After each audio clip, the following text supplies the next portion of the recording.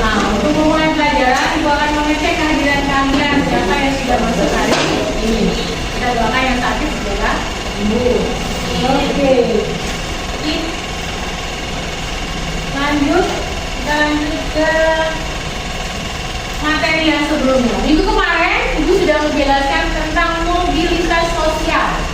Mobilitas sosial itu adalah perpindahan. Masih ingat apa itu mobilitas sosial? Biaya naik kedudukan seseorang dari bawah ke atas. Ya, kakak? Mobilitas sosial adalah perpindahan posisi seseorang atau kelompok seseorang dari satu tempat ke lapisan lainnya. Ya, jadi mobilitas itu perpindahan seseorang atau kedudukan bisa dari atas atau bisa dari bawah. Itu yang disebut dengan mobilitas sosial. Oke, ada dua mobilitas. Satu adalah mobilitas vertikal, yang kedua adalah mobilitas horizontal. Sekarang saya mau bertanya, apa yang dimaksud dengan mobilitas vertikal? Yaitu naik kedudukan seseorang dari bawah ke atas. Ya, naiknya kedudukan seseorang dari bawah ke atas. Oke, berarti sudah paham semua tentang materi yang minggu lalu. Kita lanjut ke materi yang terbaru, yaitu interaksi budaya pada masa kerajaan Islam. Jadi interaksi budaya apa aja yang ada pada masa kerajaan Islam, terutama adalah di Indonesia. Oke, next kita lihat ada tujuan pembelajaran yang bisa kita peroleh dengan mempelajari interaksi budaya pada masa kerajaan Islam. Satu, apa? Kalian dapat menjelaskan proses perkembangan agama dan budaya Islam di Indonesia. Jadi seperti apa tujuannya? Yang kedua, kalian dapat menggali bagaimana cara atau proses masuknya Islam ke Indonesia. Ya, yang ketiga, peserta didik dapat menganalisis bagaimana sih bentuk interaksi budaya pengaruhnya Islam di Indonesia. Jadi ada pengaruh yang kita peroleh dalam bentuk apa saja, bisa ekonomi, bisa sosial, pendidikan, dan budaya. Oke, yang terakhir, peserta didik dapat memisahkan contoh apa itu yang dimaksud dengan hasil budaya akulturasi dan hasil budaya asimilasi masyarakat Indonesia. Karena ada perbedaan di situ antara budaya akulturasi dan juga budaya asimilasi. Paham di sini? Kita lanjut sekarang. Nah, Ibu menggunakan PBL yang saya gunakan, yaitu Problem Based Learning di situ. Saya gunakan tiga tahap. Tahap hari ini pertama kita hanya pada 3 tahap saja, yaitu orientasi, mengorganisasi peserta didik untuk belajar, dan membimbing individu dalam kelompok. Jadi kita hanya sampai ke 3 tahap pada pembahasan LKTJ.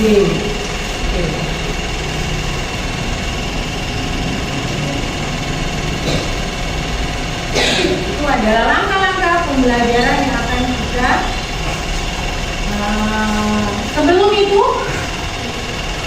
Ibu akan memberikan asesmen politik sejauh mana kalian memahami materi yang kita pelajari saat ini. Tolong bantu.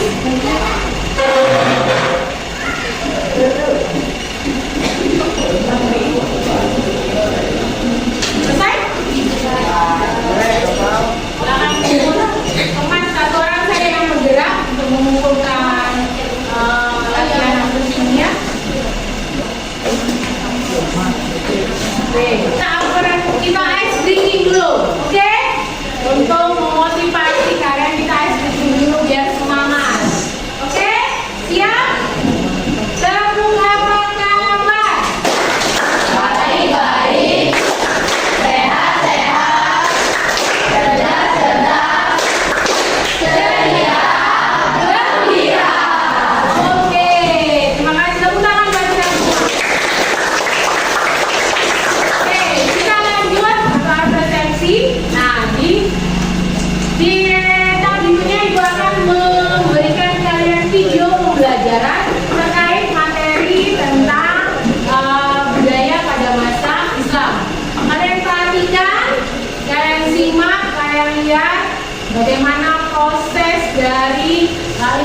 budaya Islam masuk ke Indonesia. Oke, kita mulai.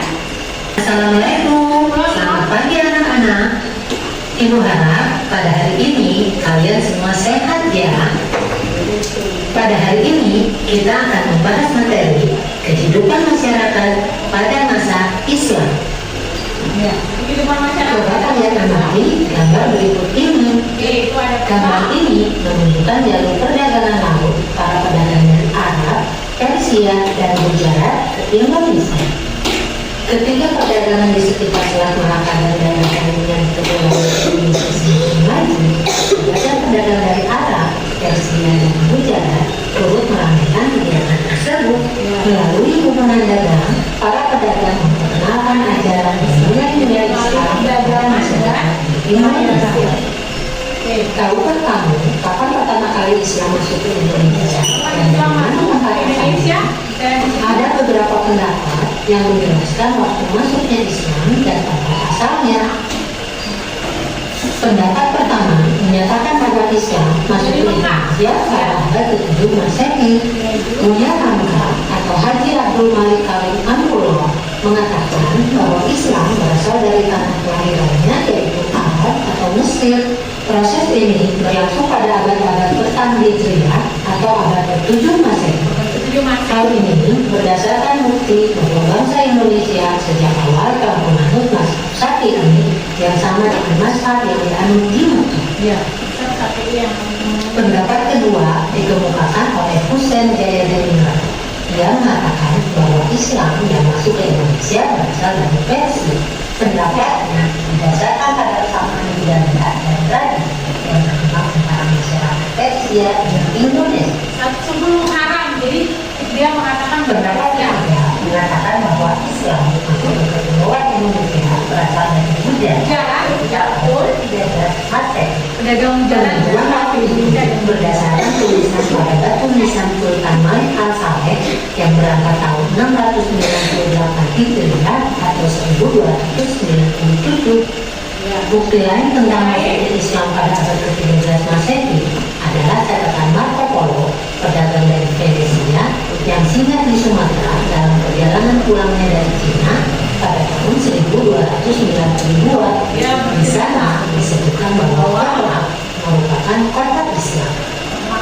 itu Aceh. Berdasarkan beberapa pendapat di atas, dapat disimpulkan bahwa Islam yang datang pada abad ke-7 Masehi berasal dari Arab, sedangkan Islam yang datang pada abad ke-13 Masehi berasal dari Gujarat. Dari pedang. Persebaran Islam di Indonesia terjadi secara bertahap. Daerah yang pertama mendapat pengaruh Islam adalah daerah Indonesia bagian barat. Daerah ini merupakan jalur perdagangan internasional sehingga pengaruh Islam dapat dengan cepat tumbuh di sana.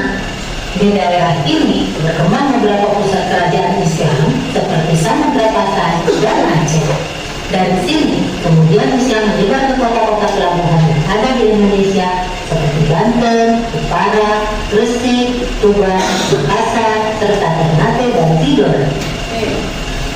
Ada beberapa cara yang dilakukan dalam menyebarkan Islam di Indonesia, yaitu melalui perdagangan, pendidikan, pendidikan, dan kesenian.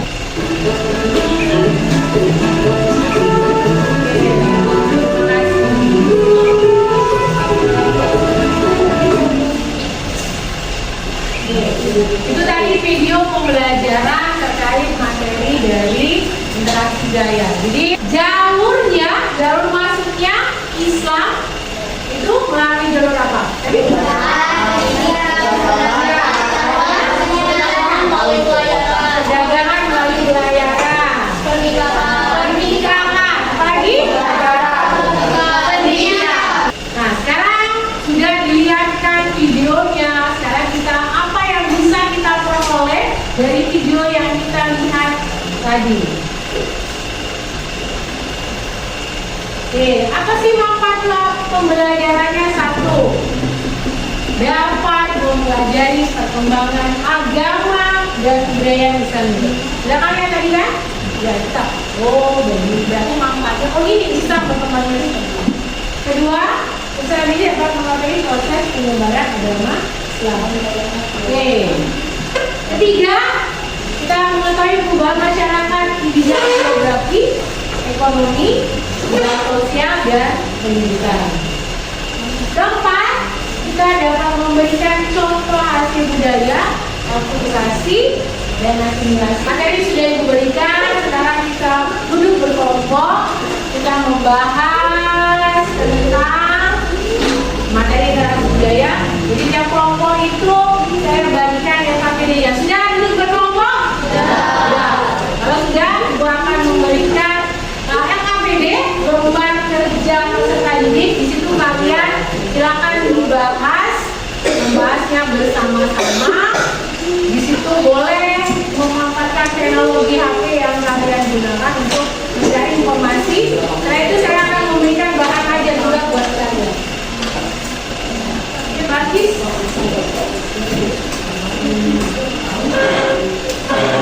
Ini saya bagian.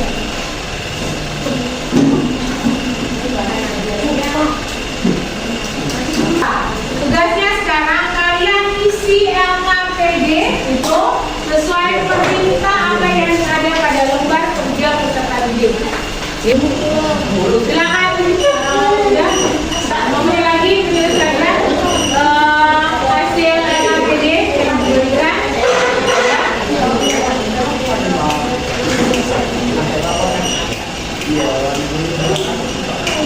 Kalau sudah jadi kita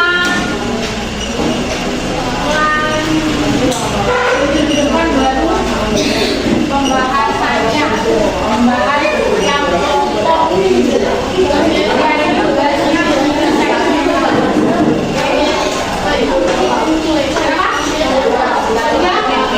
Sudah silakan bawa ke depan. Semua yang lain sudah selesai? Sudah selesai. Oke. Kalau sudah selesai, mengerjakan. Kalau sudah selesai, kalian LKPD-nya silakan dibawa di kelompok masing-masing. Ya. Halo, mendengarkan sebentar? Maka sudah. Lagi. Sudah selesai. Ibu kalau sudah selesai, LKPD-nya dibawa oleh kelompok masing-masing. Diberikan jika pembahasan tiap kelompok. Jangan lupa LKPD-nya jangan dibawa, nanti pas pembahasan berbahas.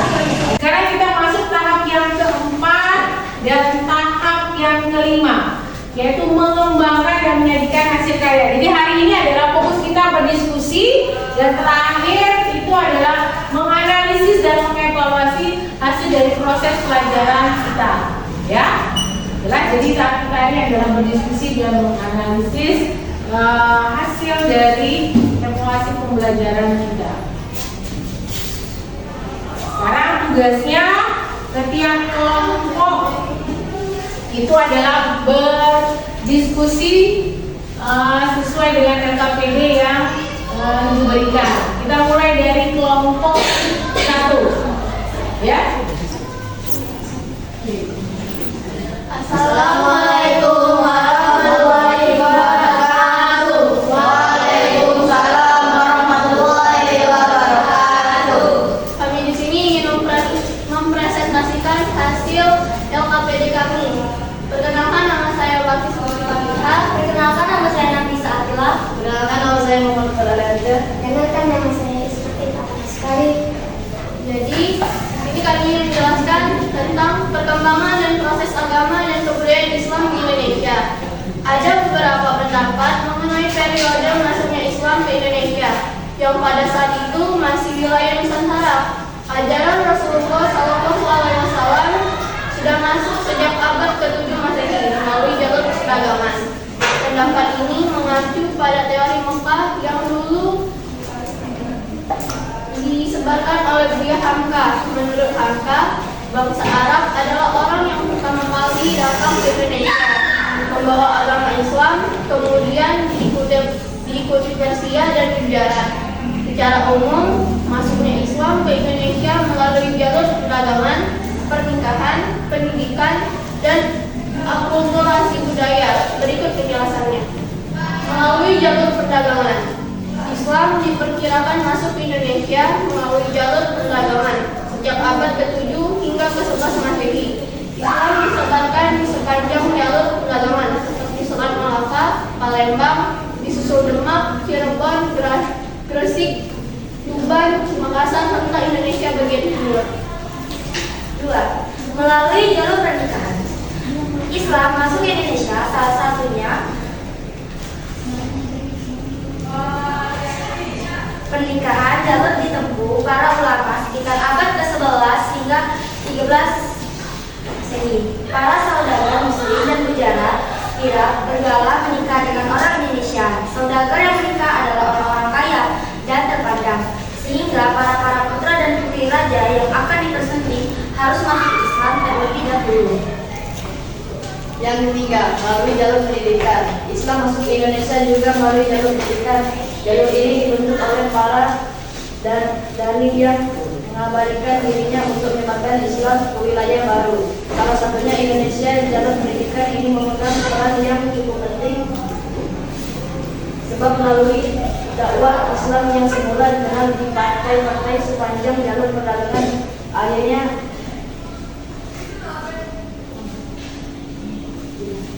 tidak berlambang keluar hingga pulau-pulau Indonesia bagian timur. 4. Melalui akulturasi budaya. Akulturasi budaya sudah berlangsung sebelum masuknya Islam, yakni akulturasi antara budaya Indonesia dan Hindu. Kemudian akulturasi terjadi lagi setelah agama Islam masuk bersama nilai-nilai kebudayaannya, salah satunya warna. Sekian dari kelompok kami. Silakan anak yang mau bertanya. Silakan, saya akan dari kelompok 2. Saya ingin bertanya, siapa yang menyebarkan Islam di Pulau Jawa? Jelaskan cara masuknya Islam. Disebarkan oleh Wali Songo. Saat masuk Islam membaca 2 kalimat syahadat. Tidak ada yang ingin lagi bertanya, kami akhiri. Wassalamualaikum warahmatullahi wabarakatuh.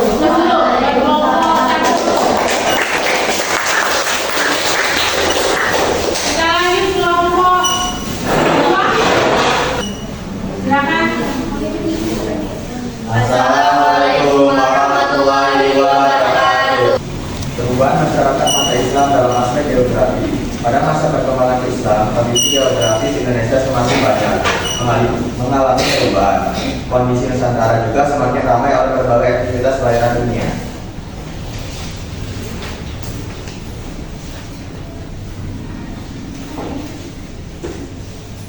Indonesia sebagai sedang lalu lintas dunia. Hubungan antar bangsa pada masa Islam bukan sekedar untuk kegiatan perdagangan, melainkan juga untuk kepentingan politik, propaganda, dan ilmu pengetahuan. Yang kedua, pertumbuhan kota-kota pesisir. Pada masa Islam, kota-kota yang tumbuh dalam pesat adalah kota-kota pesisir atau pinggir pantai.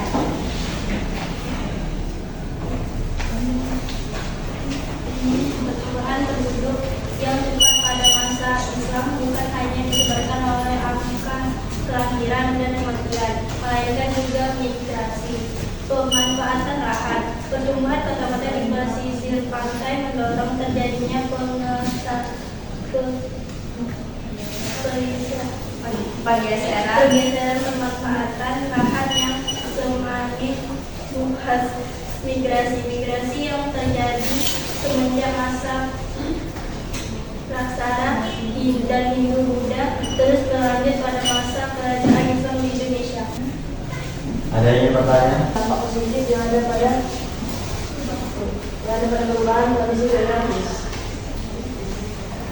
Ya, dampak positif dari kondisi geografisnya apa dampak positifnya? Pertama ada pertumbuhan kota-kota pesisir, kedua pertumbuhan jumlah penduduk, yang kedua itu ada pemanfaatan lahan. Jadi itu mendorong pergeseran itu lahannya menjadi lebih luas. Oke, silakan ditutup kalau sudah paham. Demikian presentasi dari kami. Maaf bila ada salah kata. Wassalamualaikum warahmatullahi wabarakatuh. Sekarang next kelompok 3. Assalamualaikum warahmatullahi wabarakatuh.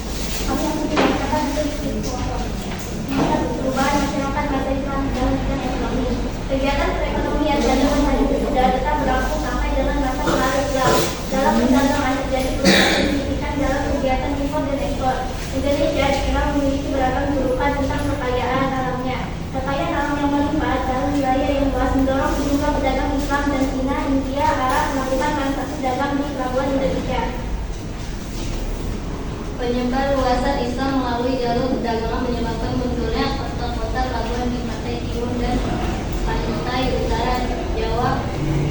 Kegiatan produksi di berbagai sekitar pada masa hidup Buddha tetap berlangsung dan berkembang. Baik, apakah ada yang ingin bertanya? Apabila dari kelompok 5, saya ingin bertanya. Kegiatan produksi apa yang berkembang pada saat itu? Kegiatan melalui jalur perdagangan, pertanian, dan industri. Baik, kamu pada berbicara. Baik, jika tidak ada yang ingin bertanya, saya tutup. Baik, ini makan kepiting teh pada titik. Assalamualaikum warahmatullahi wabarakatuh. Perkenalkan, kami dari kelompok 4 ingin mempresentasikan hasil diskusi kami. Perubahan masyarakat masa Islam dalam bidang sosial pendidikan. Pendidikan masa Islam mengalami kemajuan yang sangat besar. Hal ini tidak lepas dari karakteristik agama Islam yang mewajibkan seluruh umatnya mampu baca tulis. Perubahan sosial yang sangat nampak dipengaruhi oleh pendidikan Islam yang terjadi pada masa pemerintahan Daulah Abbasiyah. Selain itu, pendidikan Islam dalam bentuk pesantren, madrasah diniyah telah mendapat perhatian pemerintah. Hal ini menunjukkan bakat pesantren sebagai salah satu model pendidikan Islam yang diakui memiliki pengaruh besar dalam sosial masyarakat Indonesia. Selain itu, di pesantren, surau adalah tempat pendidikan paling kecil di suatu masyarakat surau. Digunakan untuk berbagai aktivitas sosial dan pendidikan. Oke, yang ada silakan. Kelompok lain menanggapi bertanya. Kisah? Perkenalkan, nama saya Nabi Satila. Saya bertanya, jelaskan perubahan masyarakat masa Islam dalam bidang pendidikan. Pendidikan pada masa Islam mengalami kemajuan sangat pesat. Hal ini tidak lepas dari karakteristik agama Islam yang mewajibkan seluruh umatnya untuk mampu baca tulis. Karena itu, seiring perkembangan jumlah penduduk beragama Islam semakin luas pula pertumbuhan tempat-tempat pendidikan. Surau adalah tempat pendidikan paling kecil di suatu masyarakat. Ada lagi yang bertanya? Kalau tidak ada yang lagi ingin bertanya, kami itu. Wassalamualaikum warahmatullahi wabarakatuh. Oke, silakan. Assalamualaikum warahmatullahi wabarakatuh. Selamat pagi semua. Perkenalkan, kami dari kelompok 5 mendiskusikan hasil LKPD kami. Penimbangan masyarakat masa Islam dalam bidang budaya. Berikut adalah beberapa contoh pengaruh Islam dalam bidang budaya. 1. Islam membawa banyak perubahan poin dalam masyarakat Indonesia seperti meningkatnya keadilan dan toleransi. 2. Islam juga mempengaruhi cara orang Indonesia berpakaian seperti memakai pakaian muslimah yang terdiri dari rok panjang dan kerudung.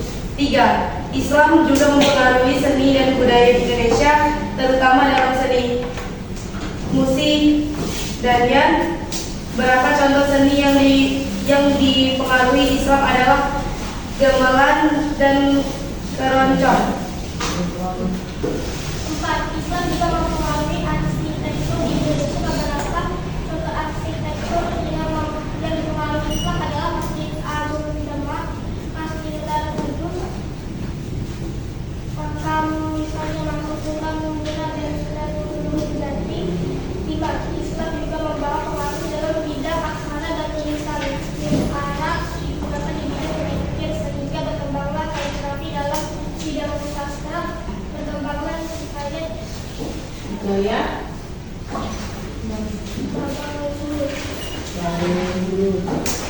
Hasil peninggalan atau bukti perkembangan Islam di Indonesia. 1. Masjid dan menara. 2. Makam. 3. Seni ukir atau kaligrafi bahasa Arab.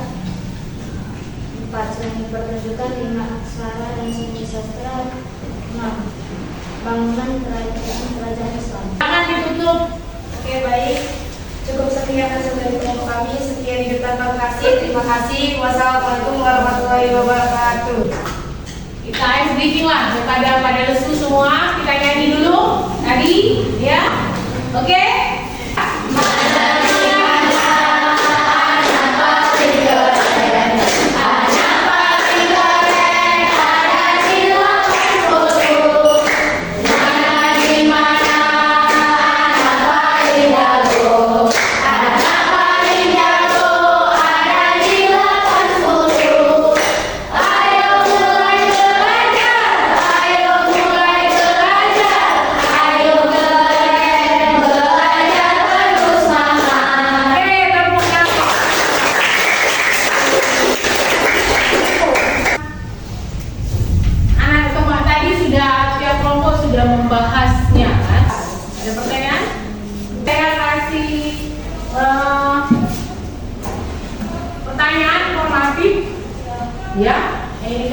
dijawab.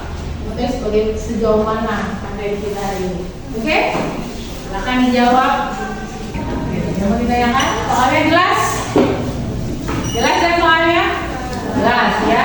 Silakan diambil jawabannya. Tunggu ibu. Oke? Sudah semua? Sudah ya? Kira-kira apa yang bisa kita simpulkan materi hari ini? Secara garis besar apa? Bahwa Islam masuk dan berkembang di Indonesia melalui perdagangan, pernikahan, ada 3 teori yang menyatakan masuknya Islam, ya.